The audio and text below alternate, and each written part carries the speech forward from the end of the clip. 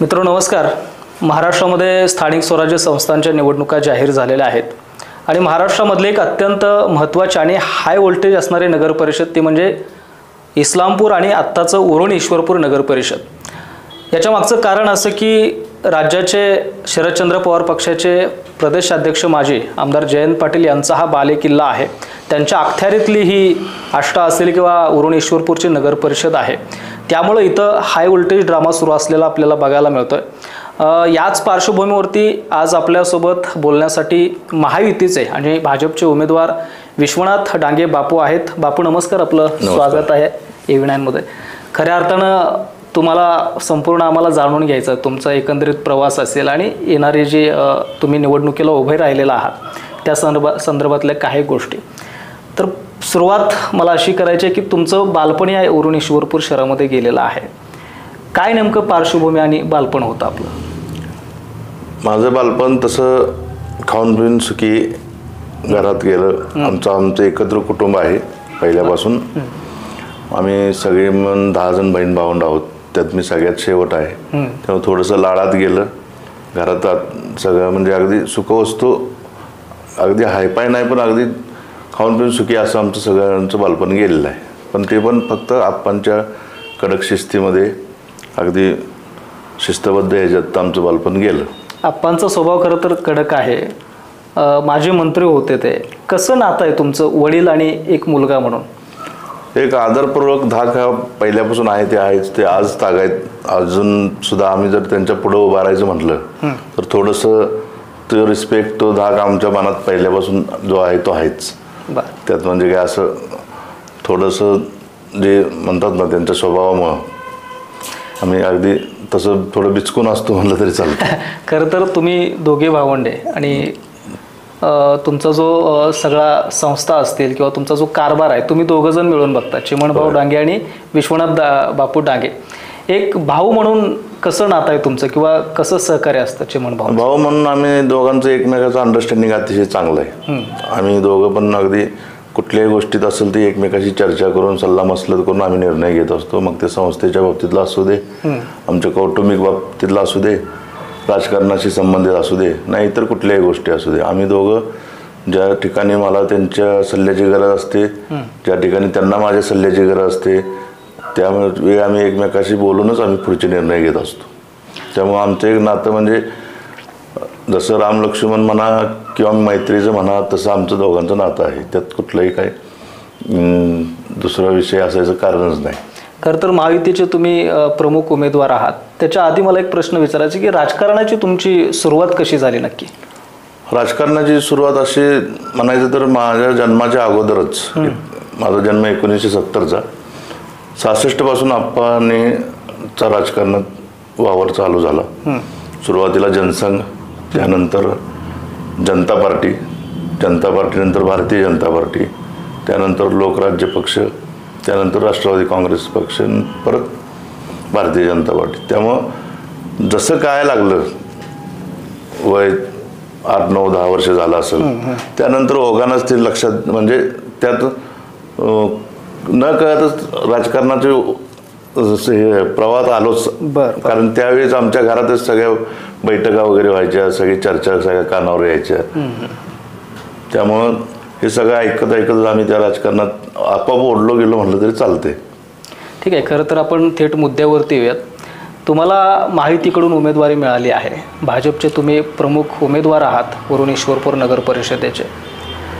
काय वाटतंय तुम्हाला, महायुतीने एवढ्या मोठ्या पक्षानं किंवा सगळ्यात मोठा असणारा पक्ष भाजप त्यांनी तुम्हाला उमेदवारी दिलेली आहे, काय नेमक्या भावना आहेत तुमच्या?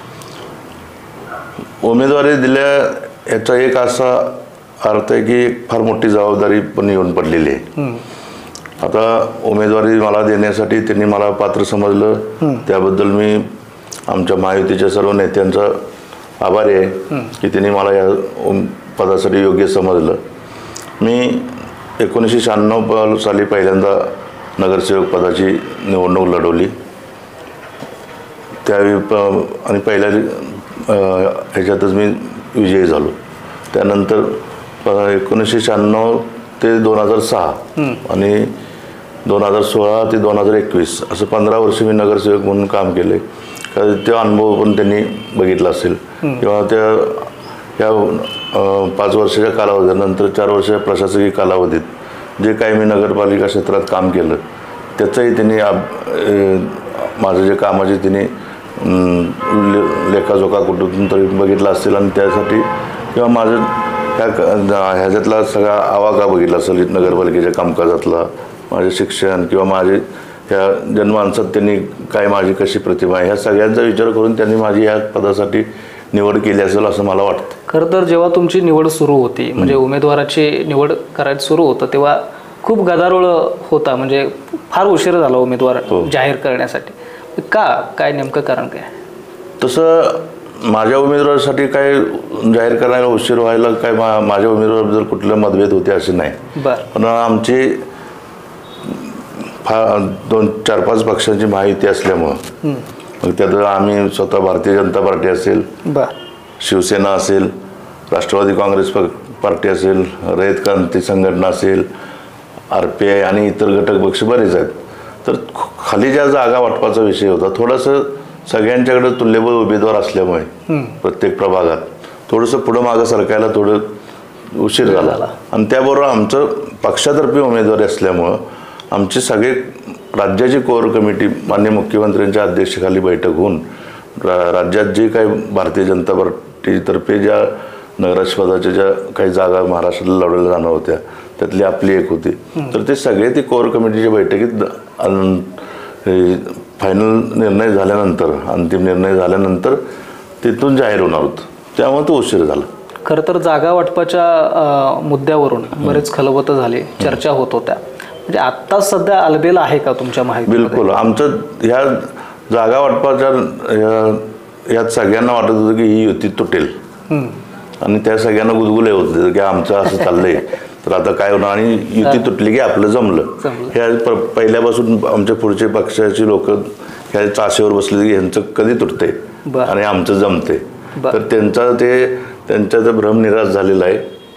त्यांच्या ते अपेक्षा बाळगली होती त्याच्यावर पूर्णपणे पाणी फिरलेलं आहे आणि आता आम्ही सगळेजण ते जागा वाटपाचा सगळा विषय संपलेला आहे. तुम्ही बघताय कुठेही आमच्यात बंडखोरी नाही, उलट पुढच्याच पक्षामध्ये 2-3 ठिकाणी बंडखोरी आहे.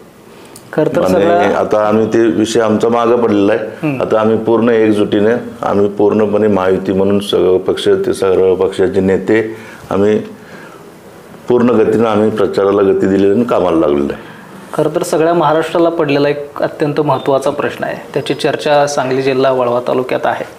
खरं तर तुम्ही आमदार जयंत पाटील यांच्या मार्गदर्शनाखाली काम करत होता. काय नेमकं झालं आणि तुम्ही निर्णय बदलला आणि महायुतीत गेला किंवा भाजपमध्ये प्रवेश केला? आता तसं सांगायचं तर आम्ही मोर्चे पहिल्यापासून विचारधारा आमची भारतीय जनता पार्टी, जनसंघाची, राष्ट्रीय स्वयंसेवक ही आहेच. मध्ये काही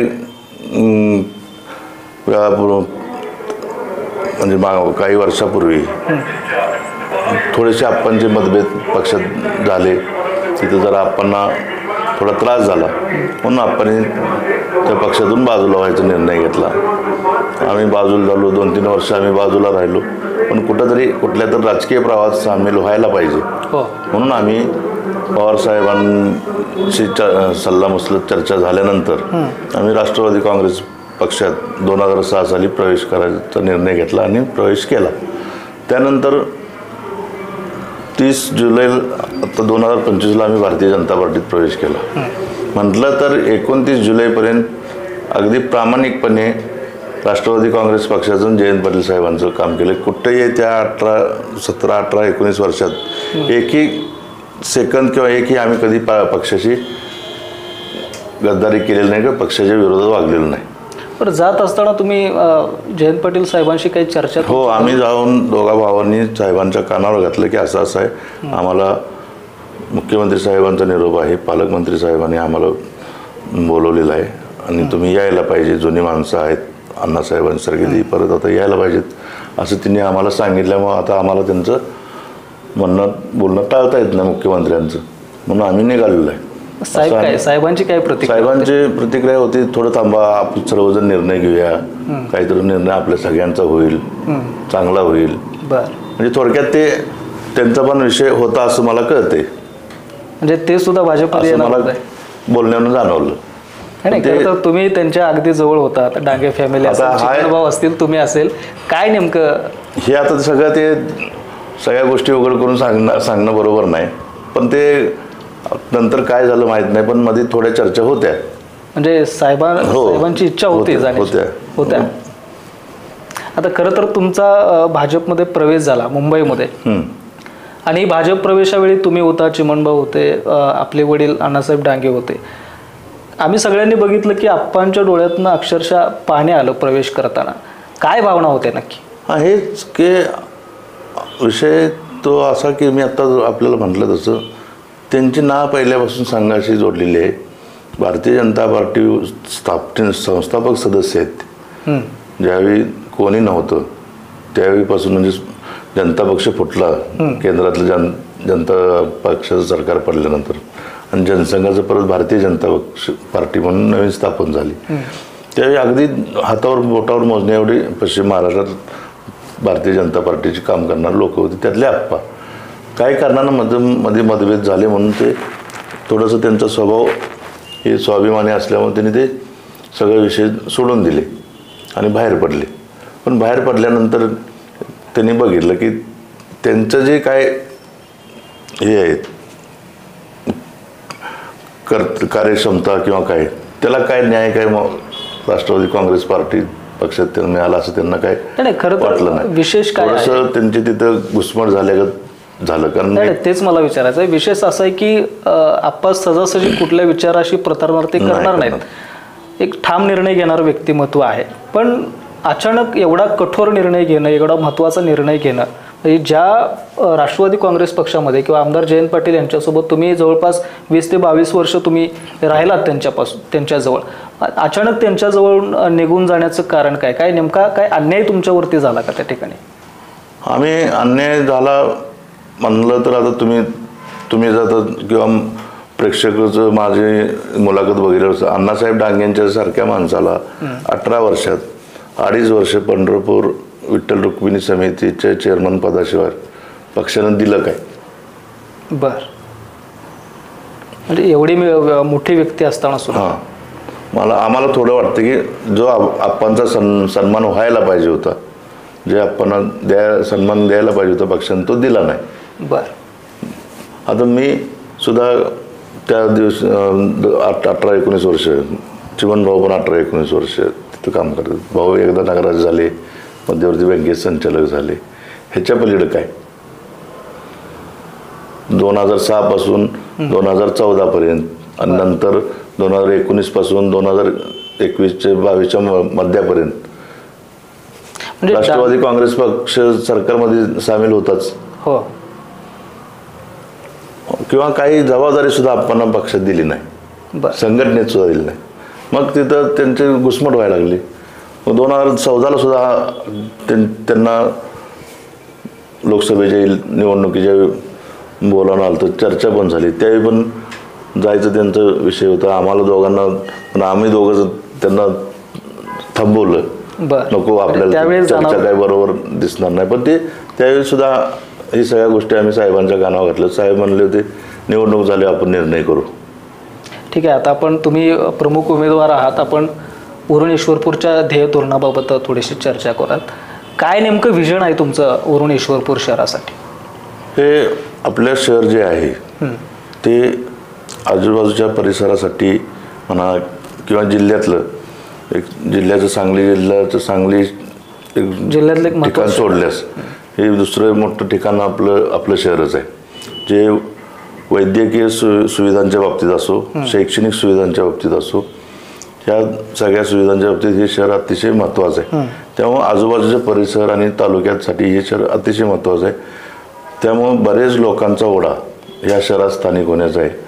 आजूबाजूच्या खेडेगावातले असतील किंवा कोण नोकरीनिमित्तानं इथं आलेत ते पण इथं स्थायिक झालेत. असं बरेच, आता आपली लोकसंख्या जवळजवळ 1 लाखाच्या वर गेली, तरी मतदार 67,000 असले तर लोकसंख्या आपली 1 लाखाच्या वर आहे. बऱ्याच लोकांचे घरं इथं आहेत, पण त्यांचं मतदान वगैरे त्यांच्या गावातच आहे.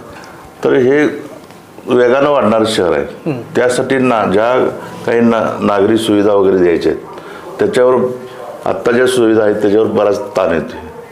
त्यामुळे पुढील एक 20-25 वर्षाचा विचार करून ह्या नागरी सुविधांचे योजना करून त्याच्यावर अंमलबजावणी करून त्या अंमलात आणण्याचे माझे पहिले हे आहे. त्यात उदाहरण म्हणलं तर उदाहरणार्थ आपली पाणी पुरवठा योजना. आपली पाणी पुरवठा योजना 2007 साली शेवटची झाली. त्यावेळी 12,000 कनेक्शन 2027 साली होतील असा विचार करून ती योजना केली ती. तर आत्ता जवळजवळ कनेक्शन झाल्यात 2027 अजून यायचं आहे तर कनेक्शन झाल्यात 16-17 हजार. त्यामुळे त्या यंत्रणेवर इतका लोड आहे की ते 24 तास ती ही पंपिंग चालू आहे.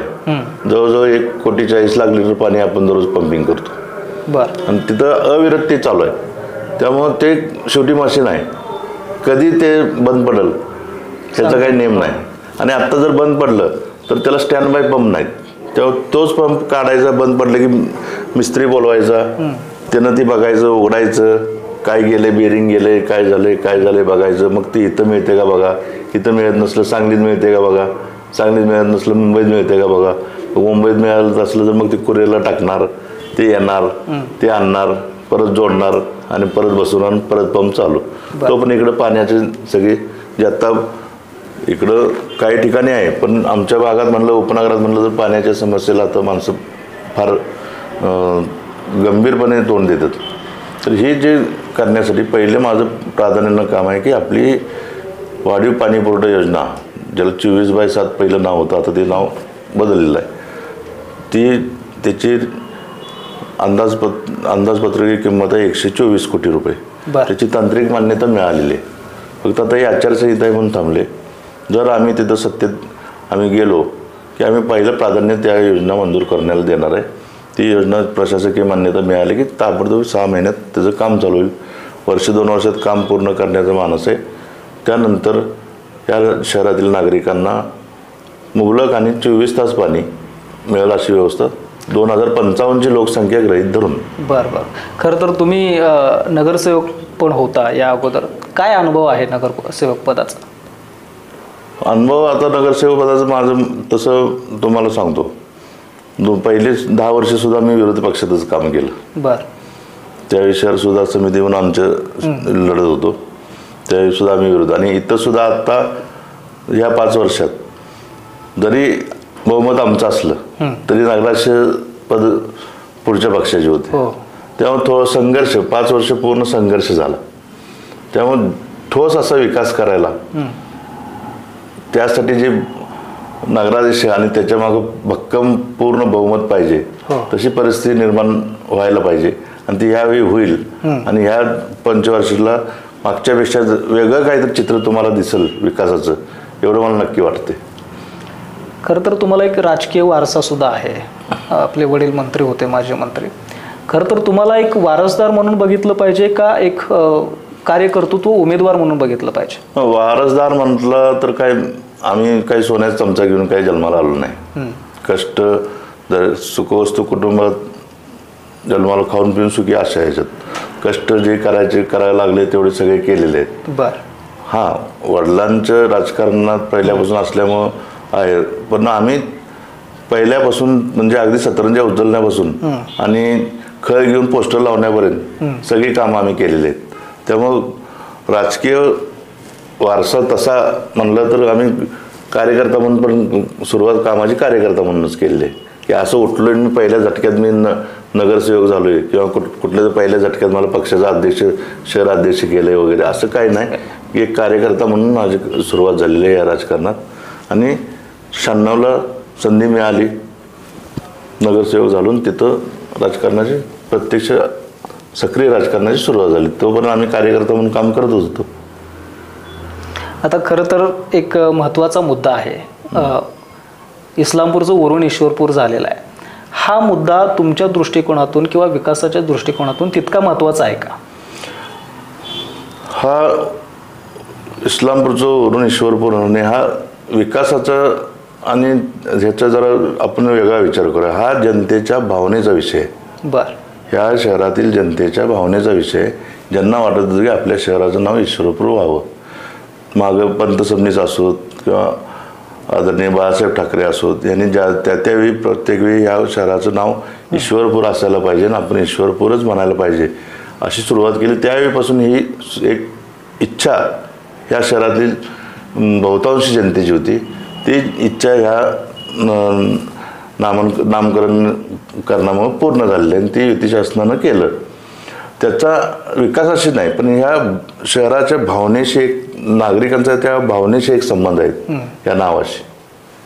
खरं तर काय आहे की वरुण ईश्वरपूर शहरामध्ये मुस्लिम संख्या पण खूप मोठ्या प्रमाणामध्ये आहे आणि काही लोकांचा वरुण ईश्वरपूर होण्यासाठी विरोध आहे ईश्वरपूरला. ह्या समीकरणाकडे कसं बघताय? आता कसं आहे थोडंसं कुठलीही जरी निर्णय करताना काही लोक ते निर्णय करण्याच्या बाजूने असतात, काही लोक निर्णय करण्याच्या विरोधात असतात. आता हे हेतू परस्पर मुस्लिम समाज या वरुण ईश्वरपूर नामकरणाच्या विरोधात आहे असंही उठवलं जाते. बरेचसे मुस्लिम समाजातले नागरिक मी पहिल्यापासून त्या समाजात वावरले. मी प्रतिनिधित्व त्यांचं आता मी किंवा आमचे चिमण भाऊ असतील आम्ही गेली 30 वर्ष आमच्या दोघांना कोणा कोणतं त्या समाजाचं प्रतिनिधित्व नगरपालिकेत केलेलं आहे. आमच्या प्रभागातच बहुतांशी किंवा आम्ही जिथं राहतो तो पूर्ण मुस्लिम एरिया. आमचं त्यांचं अगदी घरचे संबंध सगळ्यांचे आहेत. असं कुठं हे काही लोक ह्या विद्वेष पसरवायचा प्रयत्न करत आहेत पण तसं कोणाचा असं ठोस असा काही विरोध कुठं काही जाणवलं नाही. नाहीतर कुठं तर आंदोलन झालं असतं, कुठं काय झालं असतं, असं कुठलाही प्रकार झाला का नामकरण झाल्यावर? हां थोडंसं काही लोकांचं ज्यांना हे समाज सगळा असा हे ठेवायचा आहे. पण त्यात वरुणकरांची पण मागणी होती की वरुण त्याचं काय? ते विषय असा आहे की पहिलं आपलं वरुण आणि इस्लामपूर असे 2 सजे आहेत. 2 तलाठी कार्यालय आहेत. बरोबर आहे का? तर हे पहिल्यापासून त्या ब्रिटिश कालापासून इस्लामपूरच नाव त्या नगरपालिकेच्या इथं होतं. पण हे ज्या ते आपण हे कधी कुणाच्या लक्षात आपण म्हणताना काय आपलं जसं आम्ही जन्माला आलो तेव्हापासून बघतो वरुण इस्लामपूरच बरोबर आहे. तेव्हा असं कुठं रेकॉर्डला विषय असेल असं डोक्यात आलं नाही. पण ज्यावेळी ही करताना ही बाब समोर आली. मग जर रेकॉर्डला इस्लामपूर आहे तर ईश्वरपूरच होणार. हो बरोबर आहे का? पण रेकॉर्डला वरुण पहिलं नव्हतं ते आत्ता ते ह्या अध्यादेशानं ते वरुण त्याला जोडलं गेलं आहे. जर आपण जुळे भावच असल्यावर वरुण आणि ईश्वरपूर पण ते थोडंसं ते मागं कोणीतरी बघायला पाहिजे होतं ते बघितलं नाही. हे करताना ती बाब समोर आल्यावर ते आपण दुरुस्ती आत्ता केलेली आहे. एक महत्त्वाचा प्रश्न आहे या शहरामध्ये राष्ट्रवादी काँग्रेस शरदचंद्र पवार पक्षाने किंवा आमदार जयंत पाटील यांनी विकास केला आहे का? आता 31 वर्ष साहेब ह्या मतदारसंघाचं प्रतिनिधित्व करतात. त्यातलं साधारण निम्मे वर्ष साहेब मंत्रिपदावर होते. एकंदरीत अजितदादांची साहेबांची टर्म एका वेळी चालू झाली. थोडंसं तुम्ही बारामती पण बघून या आपलं पण बघा. मग तुमच्यात थोडं लक्षात येईल की नक्की काय झालंय. नाही पण तुम्ही तिकडे होता तेव्हा ह्या गोष्टी तुम्हाला जाणवल्या नाहीत? जाणवल्या की पण मी तिकडे होतो त्यावेळी ह्या निर्णय प्रक्रियेत मी नव्हतो. मध्ये 10 वर्ष मी या निर्णय प्रक्रियेत नव्हतो. 2006 ते 2016 काही जे आमचे पक्षाची नेते मंडळी होती ते साहेबांच्यावर चर्चा करून काही जी कामं व्हायची कामं झाली पण ती जी दर्जाची व्हायला पाहिजे ती झाली नाही असं माझं वैयक्तिक मत आहे. किंवा तिथं जी थोडीशी रसिकता थोडंसं कलात्मकता जी दाखवायला पाहिजे होती प्रत्येक करताना इमारत कुठली आपण सुशोभित करू शकतो. नुसते ठोकळेबाज करण्यात काय अर्थ नाही. आपले शॉपिंग कॉम्प्लेक्स आपण अतिशय चांगले करू शकलो असतो पण बघाल तिथं ते चौकोनी ठोका उभा केल्यागत झाले. तेच बारामती जाऊन बघा त्याच्या पुढं प्रत्येक शॉपिंग कॉम्प्लेक्सला आत फुटपाथ आहे मुंबईसारखा. आता खरं तर बारामतीचा विषय तुम्ही काढताय. त्यांनी पण आश्वासन दिले होते की इस्लामपूरचं वरुण ईश्वरपूरचं बारामती करू वगैरे वगैरे. तुम्ही काय करणार आहे? आम्ही बारामती वगैरे काय करणार नाही. आम्ही वरुण ईश्वरपूरच करणार आहे. ते चांगलं करणार आहे सुंदर करणार आहे. आम्ही वरुण ईश्वरपूर असं करणार आहे की ते मॉडेल ठरावं. बाकी शहरांसाठी असं आम्ही आमच्या परीनं जे काय, कारण त्यात आता बरेच हे आहेत की आपल्याला इथं गावठाण आपलं मोठं आहे, रस्ते अरुंद आहेत, त्यामुळं ह्याला डेव्हलपमेंटला इथं थोडीशी आहे. आपलं जर उपनगर वगैरे आपण जरा व्यवस्थित सगळे रस्ते वगैरे मोठे जेवढे आहेत खरं तर डीपीमध्ये. काय आहे बघा, शहरामध्ये उरुण-ईश्वरपूर हे महत्त्वाचं शहर आहे असं जिल्ह्याच्या दृष्टिकोनातून. इकडे जिल्हाभरातून तुमचे तालुकाभरातून शेतकरी वर्ग इकडे येत असतो, व्यापाराच्या दृष्टिकोनातून वर्ग इकडे येत असतो. व्यापाऱ्यांसाठी काय धोरण असणार आहे तुमचं? आता एकतर आता हे तुम्ही व्यापारी आता जे आपले आहेत गांधी चौकात आणि इथं सगळं त्याचं केंद्रीकरण झालं आहे, त्यामुळे तिथे थोडीशी वाहतूक कोंडी वगैरे होते. पण आता कसं आहे, अजून शहर आपलं जसं एवढं डेव्हलप झालेलं नाही की आपण वेगळी बाजारपेठ, पण आमचा प्रयत्न राहील की नवीन नवीन ठिकाणी आता बाजारपेठ एखादी तयार होईल असा आपण प्रयत्न करू.